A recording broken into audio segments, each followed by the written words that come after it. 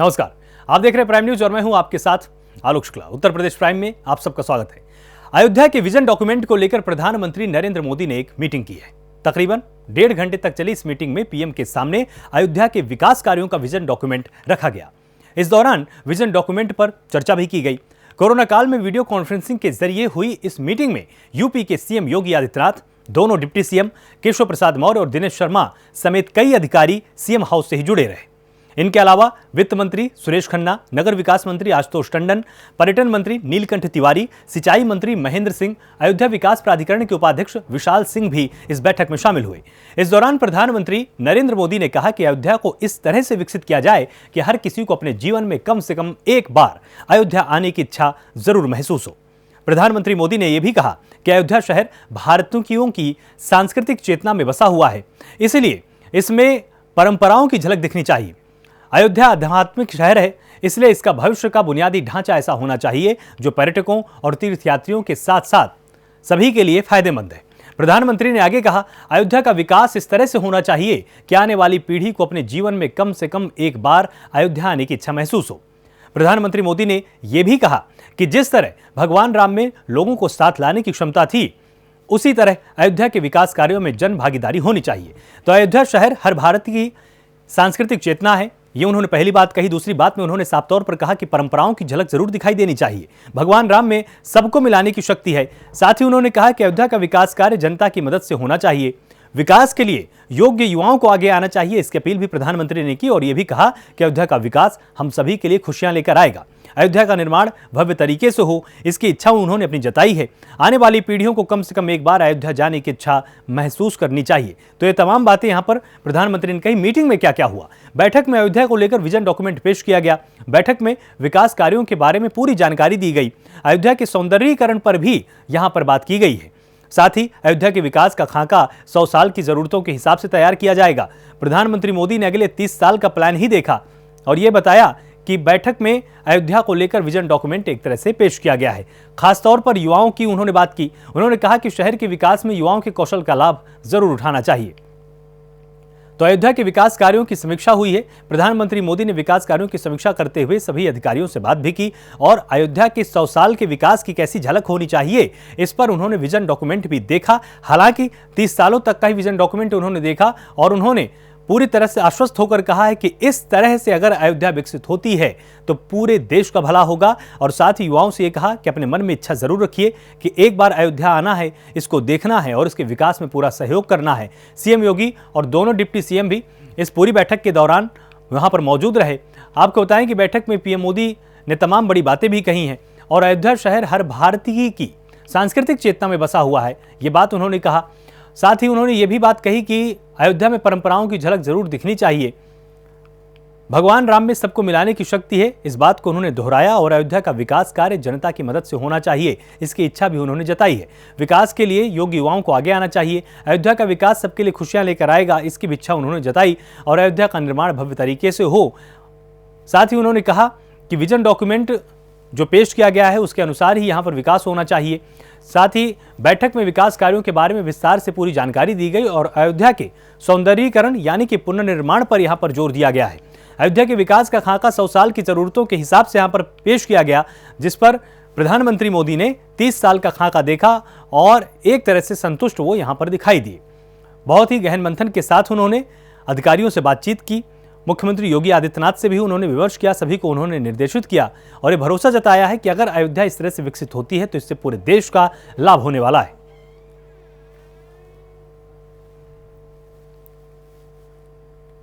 तो video conferencing के जरिए ये पूरी बैठक हुई है और बैठक में विकास कार्यों के बारे में भी पूरी जानकारी दी गई है। अयोध्या के सौंदर्यीकरण पर भी यहां पर बात की गई है और साथ ही आपको बताएं कि अयोध्या के विकास का खाका 100 साल की जरूरतों के हिसाब से तैयार किया जाएगा। साथ ही आपको यह भी जानकारी दे दें कि जब राम मंदिर का निर्माण होगा तो उसकी आयु को लगभग 1000 साल आंका गया है। इस हिसाब से राम मंदिर का निर्माण किया जाएगा अयोध्या के अंदर कि जो राम मंदिर है उसकी उम्र लगभग 1000 साल तक रहे, ताकि सनातन परंपरा उसको लगातार महसूस करे, आगे आने वाली कई पीढ़ियां राम मंदिर को और राम को अपने बीच में महसूस कर सकें। वहीं 26 जून को दिल्ली की सीमाओं पर किसानों का विरोध प्रदर्शन देखने को मिला है।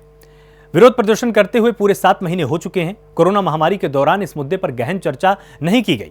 इसके बाद अब किसान 7 महीने पूरे होने पर प्रदर्शन कर रहे हैं। वहीं इस मौके पर किसान नेता राकेश टिकैत ने प्रेस कॉन्फ्रेंस भी की। प्रेस कॉन्फ्रेंस करते हुए राकेश टिकैत ने कहा कि मैं साधारण तरीके से दिल्ली के उपराज्यपाल से मिलना चाहता हूं। उपराज्यपाल से मिलकर तीनों कृषि कानून को रद्द करने के लिए ज्ञापन सौंपना चाहता हूं।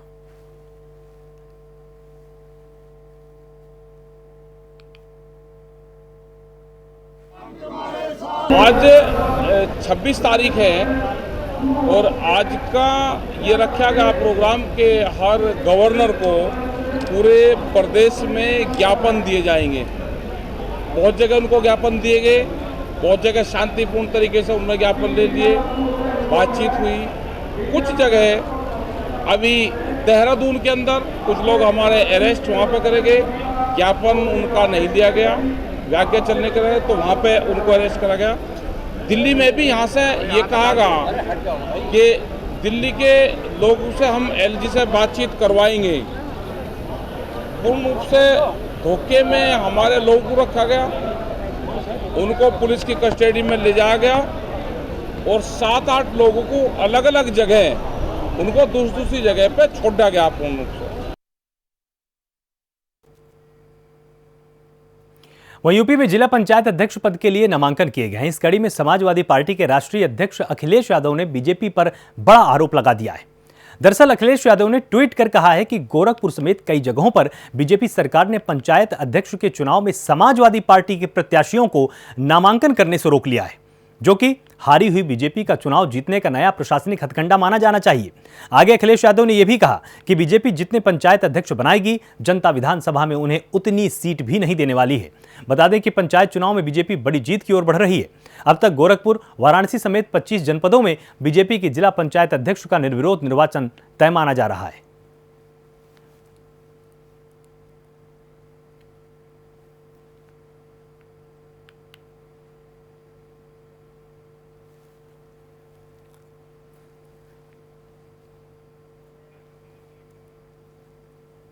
तो यहां पर अखिलेश यादव ने ट्वीट किया है। उन्होंने साफ तौर पर लिखा कि गोरखपुर और अन्य जगहों पर जिस तरह भाजपा सरकार ने पंचायत अध्यक्ष के चुनाव में नामांकन करने से रोका है, वो हारी हुई बीजेपी का चुनावी जीतने का नया प्रशासनिक हथकंडा है। भाजपा जितने पंचायत अध्यक्ष बनाएगी, जनता विधानसभा में उतनी सीट भी उनको नहीं देने वाली है। मतलब उन्होंने साफ तौर पर संकेत किया कि जनता जनार्दन होती है, वो सब कुछ देख रही है और इसी हिसाब से विधानसभा चुनाव के दौरान मुहर लगाने वाली है और बीजेपी को जनता हरा देगी। ऐसी उम्मीद अब अखिलेश यादव जनता के ऊपर जता रहे हैं और ऐसी ही उनको उम्मीद भी है जनता से कि वो समाजवादी पार्टी का ही जनता पक्ष लेने वाली है, क्योंकि जनता देख रही है कि बीजेपी किस तरह के कार्य कर रही है।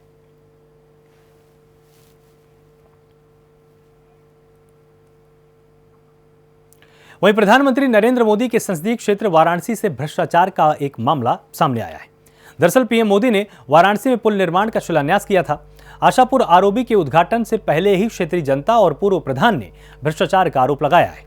सरकारी कागजों की माने तो पुल की लंबाई 682 मीटर है, वहीं पूर्व प्रधान की माने तो पुल की लंबाई 630 मीटर है। पूर्व प्रधान का कहना है कि 50 मीटर पुल की लंबाई कम करके भ्रष्टाचार किया गया है। पुल की लंबाई बनने से पहले जहां नापा गया था, उसके पहले पुल को उतार दिया गया है। इस पुल को जिस जगह उतारा गया है, उद्घाटन के पहले ही 2 एक्सीडेंट हो चुके हैं। पूर्व प्रधान का आरोप है कि किसी रसूखदार व्यक्ति के कहने पर पुल को कम किया गया है। वहीं कागजों में पुल की लंबाई 682 मीटर दर्शाई गई है।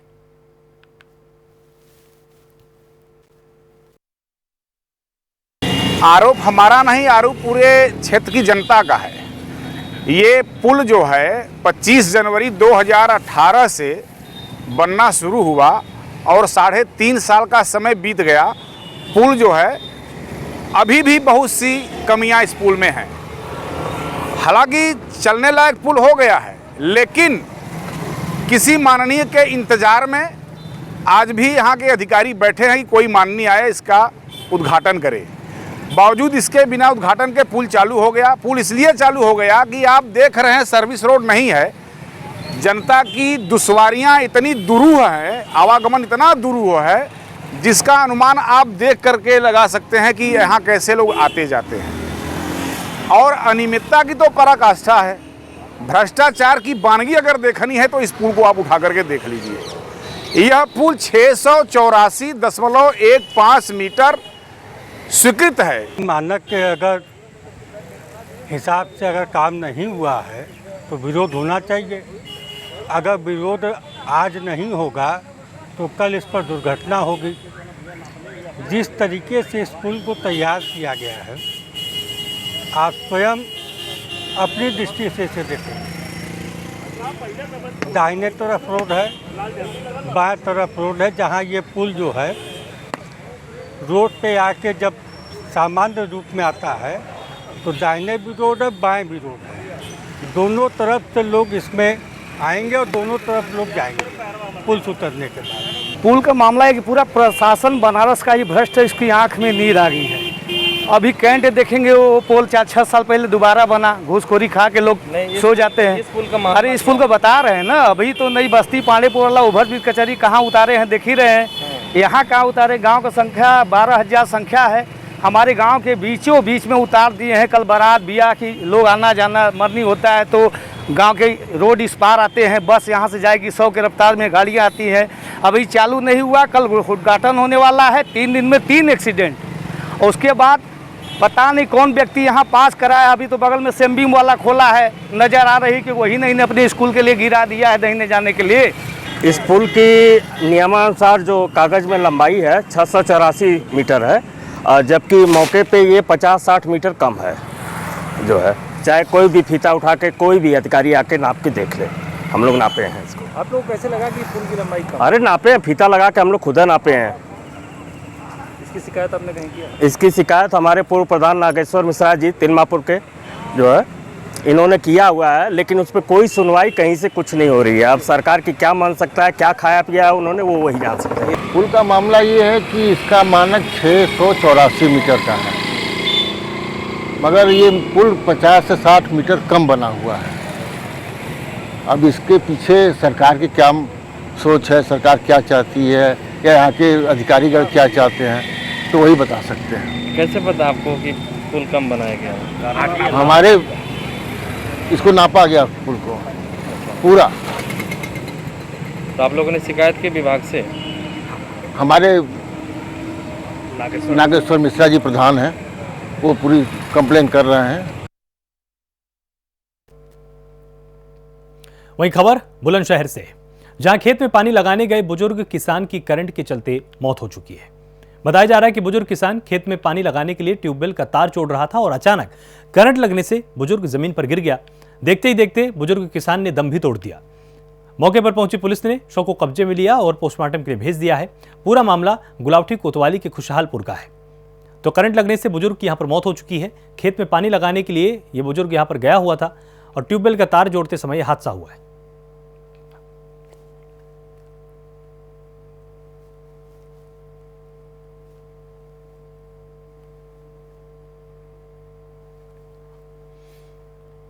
हमीरपुर में जिला पंचायत अध्यक्ष पद के लिए नामांकन किए गए और नामांकन के दौरान कोविड नियमों की जमकर धज्जियां उड़ाई गई।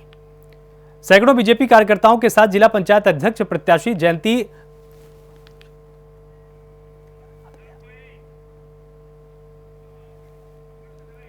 जिलाधिकारी कार्यालय के बाहर सैकड़ों कार्यकर्ताओं ने पुलिस के सामने जमकर नारेबाजी की और नामांकन के दौरान प्रत्याशी के साथ मौजूद कार्यकर्ताओं ने ना तो मास्क लगाया और ना ही सोशल डिस्टेंसिंग का पालन किया।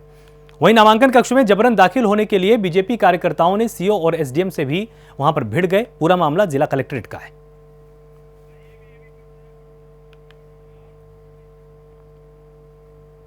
वहीं खबर फर्रुखाबाद से है, जहां जिला पंचायत अध्यक्ष पद के लिए नामांकन किया गया है और बीजेपी समर्थित मोनिका यादव के साथ ही सुबोध और उनकी पत्नी सहित कुल 5 प्रत्याशियों ने नामांकन किया है। इसमें मोनिका के खेमे में बड़े बड़े सूरमा खड़े नजर आए, जबकि सुबोध अपने अनुमोदक और प्रस्तावकों के साथ ही नामांकन करने पहुंचे थे। सबसे पहले सपा प्रत्याशी सुबोध यादव, सपा जिलाध्यक्ष नदीम अहमद फारूकी अपने प्रस्तावकों के साथ नामांकन करने पहुंचे थे। उन्होंने 2 नामांकन पत्र दाखिल किए, जिसमें एक नामांकन पत्र में किरण प्रस्तावक बनी और मंजीता पाल अनुमोदक। सुबोध के दूसरे नामांकन में नेक्से अनुमोदक और प्रस्तावक ताहिरा मिराकत रही। सुबोध की पत्नी रश्मि यादव ने भी अपना नामांकन दाखिल किया और जिसमें पूनम राठौर प्रस्तावक और अर्चना अनुमोदक बनी थी।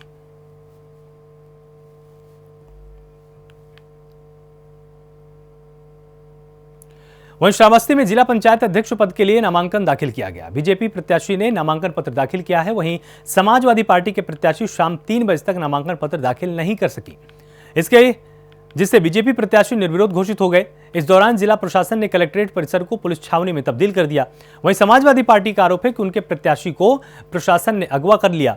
इसके चलते समाजवादी पार्टी अपना पर्चा दाखिल नहीं कर पाई।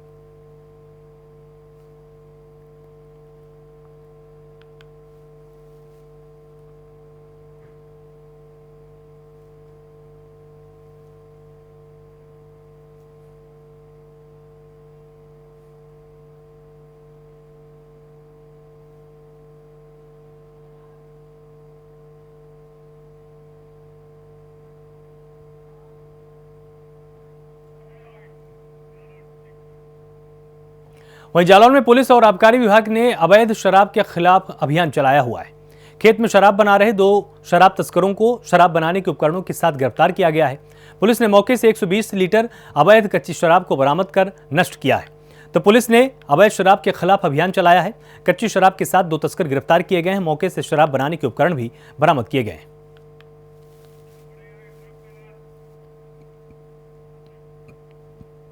वहीं फर्रुखाबाद में मेडिकल स्टोर पर एसडीएम ने छापेमारी की है, जिससे मेडिकल स्टोर संचालकों में खलबली मची हुई है। छापेमारी में भारी मात्रा में एक्सपायरी दवाई बरामद हुई है। मेडिकल स्टोर को लाइसेंस भी नहीं था। बता दें कि एसडीएम को काफी दिनों से मेडिकल पर एक्सपायरी दवाई बेचने की सूचनाएं मिल रही थी। इसके बाद एसडीएम ने बड़ी कार्रवाई की है। मेडिकल स्टोर पर एसडीएम ने छापेमारी की और एक्सपायरी दवाई की सूचना मिलने पर एसडीएम ने यह बड़ा एक्शन लिया है।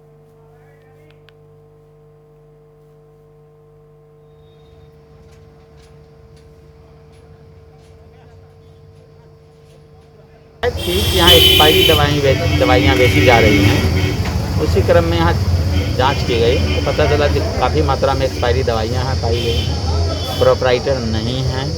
2017 से कोई बिल ही नहीं जारी किया जा रहा है। यहाँ दुकान पे छोटे पर्ची पे पैसा जोड़ के दे देते हैं, आप दवा लीजिए, बिल नहीं बना करके देते हैं। और ये कि आरएमपी या एक फार्मासिस्ट को बैठना चाहिए, तो इनके यहाँ आए। मैनपुरी के मढ़ापुर गांव में एक व्यक्ति की गोली मारकर हत्या कर दी गई और बताया जा रहा है कि 2 भाइयों में जमीन को लेकर विवाद चल रहा था। ग्राम प्रधान मुन्नी देवी ने दोनों भाइयों को बिठाकर समझौता करा दिया था, लेकिन यह समझौता पूर्व प्रधान राजेश पांडे को नागवार गुजरा। इसी दौरान आरोपी गाली गलौज करने लगा और आरोपी ने ग्राम प्रधान के देवर को गोली मार दी, जिससे युवक की मौत हो गई और मृतक महेश दिवाकर पीएसी की एटा बटालियन में 4th श्रेणी कर्मचारी के पद पर तैनात था। घटना में पुलिस ने 4 लोगों के खिलाफ केस दर्ज किया है। सभी आरोपी अभी भी पुलिस की पकड़ से दूर हैं। करहल के ग्राम मढ़ापुर का मामला है, जहां कल 2 भाई इसरार और इकरार के बीच पट्टे की जमीन को लेकर कोई मामला था और इसमें जो वर्तमान प्रधान प्रतिनिधि हैं इनके द्वारा आपस में जमीन को बांट लेने के संबंध में समझौता कराया गया था, किंतु इससे पूर्व प्रधान जो राजेश पांडे हैं इससे सहमत नहीं हुए और इन्होंने गाली गलौज करते हुए फायरिंग शुरू कर दी। और मौके पे जब वहाँ लोग बाग पहुँचे तो इसमें गोली लगने से एक एटा बटालियन में 43 बटालियन में एक 4th क्लास कर्मचारी हैं, उनकी मृत्यु हो गई है और वो सैफई अस्पताल में इस समय है। उनका पंचायतनामा पोस्टमार्टम की कार्रवाई की जा रही है। जौनपुर में जिला पंचायत अध्यक्ष पद के लिए 5 लोगों ने नामांकन पत्र दाखिल किया और सभी दलों के प्रत्याशियों ने नामांकन पत्र दाखिल किया है। इस दौरान सपा समर्थक और निर्दलीय प्रत्याशियों के समर्थकों ने जमकर नारेबाजी की। बता दें कि जिले में 83 जिला पंचायत सदस्य हैं।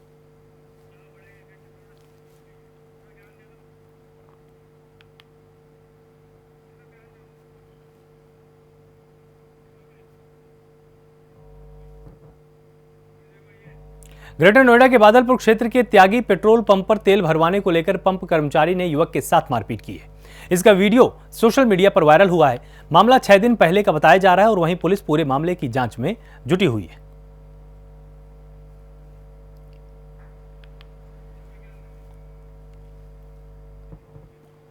तो पेट्रोल पंप कर्मचारी की दबंगई यहां पर सामने आई है। आप तस्वीरों में भी साफ तौर पर देख सकते हैं कि किस तरह से उसने पेट्रोल भरवाने के लिए आए व्यक्ति के साथ मारपीट की और ताबड़तोड़ उसके मुंह पर घूंसे बरसा दिए और उसका हेलमेट भी छीना और उससे भी उस पर हमला करने की फिराक में था।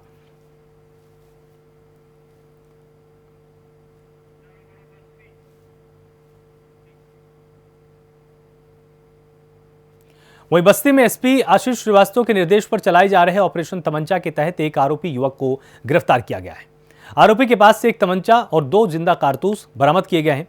तो पुलिस को बड़ी सफलता मिली है। हथियार के साथ एक आरोपी को यहां पर गिरफ्तार किया है।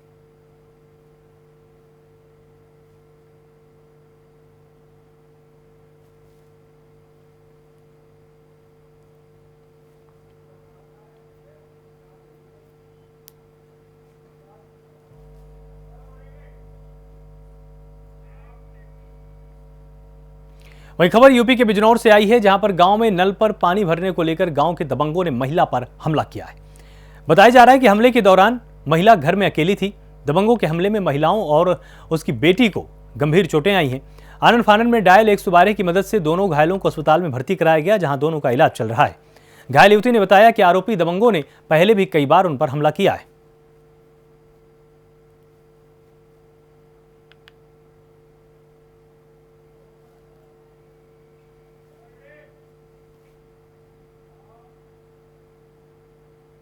वहीं संभल में गंगा एक्सप्रेसवे के लिए भूमि अधिग्रहण का कार्य तेजी के साथ चल रहा है। गंगा एक्सप्रेसवे जिले की 2 तहसील चंदौसी और संभल से होकर गुजरेगा। इस एक्सप्रेसवे से संबंधित एक बैठक का आयोजन जिलाधिकारी संजीव रंजन की अध्यक्षता में किया गया। प्रशासनिक अधिकारियों की माने तो गंगा एक्सप्रेसवे के लिए भूमि अधिग्रहण का 80% का काम पूरा हो चुका है। इस बैठक में अधिग्रहण के लिए बची 20% भूमि को लेकर समीक्षा की गई है।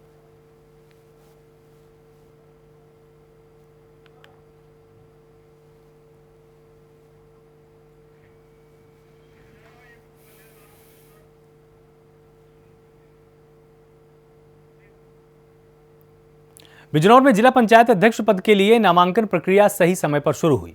इसमें सपा की गठबंधन प्रत्याशी चरणजीत कौर और बीजेपी के पूर्व जिला पंचायत अध्यक्ष चौधरी साकेंद्र प्रताप सिंह ने नामांकन किया। नामांकन प्रक्रिया के दौरान बीजेपी प्रत्याशी और उनके समर्थकों ने जीत का दावा भी कर डाला है।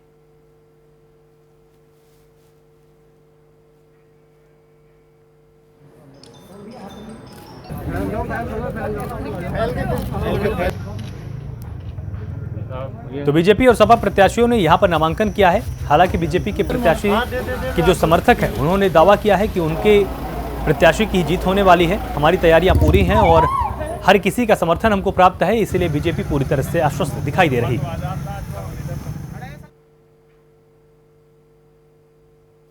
उत्तर प्रदेश प्राइम में फिलहाल इतना ही। आप लगातार जुड़े रहिए प्राइम न्यूज के साथ। नमस्कार।